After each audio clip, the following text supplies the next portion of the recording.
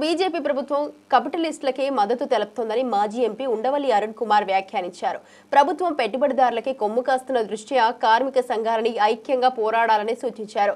రవాణా శాఖ జారీ చేసే వాహనాల ఫిట్నెస్ ప్రైవేట్ వ్యక్తులకు ఇవ్వడాన్ని నిరసిస్తూ రాజమండ్రిలో కార్మిక జేఏసీ నిర్వహించిన అఖిలపక్ష సమావేశంలో ఉండవల్లి పాల్గొన్నారు. వచ్చే నెల 1వ తేదీన రవాణా కార్మిక సంఘాల బంద్కు మద్దతు తెలిపారు. గుజరాత్ తరహాలోని ఏపీ ప్రభుత్వం కూడా ప్రైవేటీకరణ జీవోని రద్దు చేస్తుందని భావిస్తున్నట్లు ఉండవల్లి అన్నారు. ఇక వైసీపీ నుంచి మాజీ ఎంపీ మార్గాని భరత్ సహా జిల్లా వామపక్ష ప్రజా సంఘాల నాయకులు అఖిలపక్షంలో పాల్గొని కేంద్ర నిర్ణయాన్ని రద్దు చేయాలని డిమాండ్ చేశారు.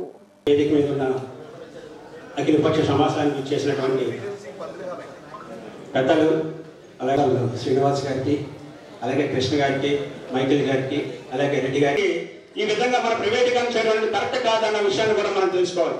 ముఖ్యంగా పక్క రాష్ట్రం ఏదైతే ఉందో తెలంగాణలో కూడా ఈ యొక్క విధానం చెప్పారు.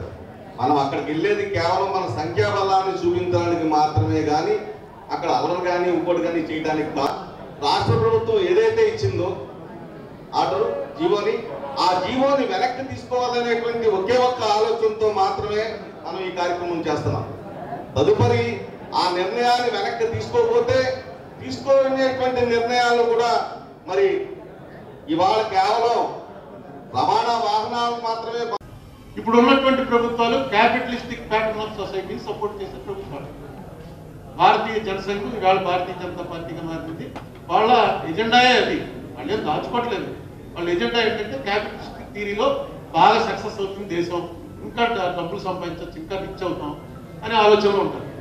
సోషలిస్ట్ ప్యాటర్న్ ఎలా ఉంటుందంటే, ఇప్పుడు మొన్న చెప్పారు మనం 3వ ఆర్థిక వ్యవస్థ అయ్యాను, ప్రపంచంలో 3rd లార్జెస్ట్ ఎకానమీ మనదే. కానీ ఇక్కడ ఉన్నటువంటి జనాలు మీకేమవుతుంది, అది ఒక 10 ఫ్యామిలీలో 100 ఫ్యామిలీలో ఉంటాయి. వాళ్ళ దగ్గర 50% మొత్తం ఆస్తులన్నీ వాళ్ళ దగ్గర ఉంటాయి. ఒక 50% జనం దగ్గర మొత్తం ఆస్తుల్లో 1% ఉంటుంది.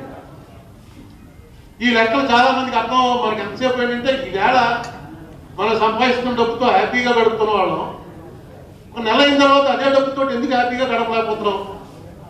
ఎక్కడ తేడా వచ్చింది? ఇవాళ మా పోయిన నెలలో బాగానే సరిపోయిన డబ్బులు ఈ నెల ఎందుకు అప్పు చేయాల్సి వస్తుంది అనేటువంటి ఆలోచన వచ్చిన రోజున, ఆ ఆలోచన నిలబడిన రోజున ఖచ్చితంగా దేశానికి మంచి జరుగుతుంది. క్యాపిటలిస్ట్ అవ్వనంటే సోషలిస్ట్ అవ్వండి.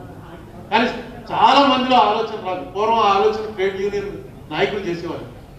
ట్రేడ్ యూనియన్ల తరఫున నాయకులు కూర్చొని అదే ఆలోచన చేసేవారు. నేను బాలాజీదాస్ గారితో, ప్రభాకర్ చౌదరి గారితో, కుప్పులూరు సుబ్బారావు గారితో ఇలాంటి వాళ్ళతో కలిసి పనిచేసే అవకాశం వచ్చింది.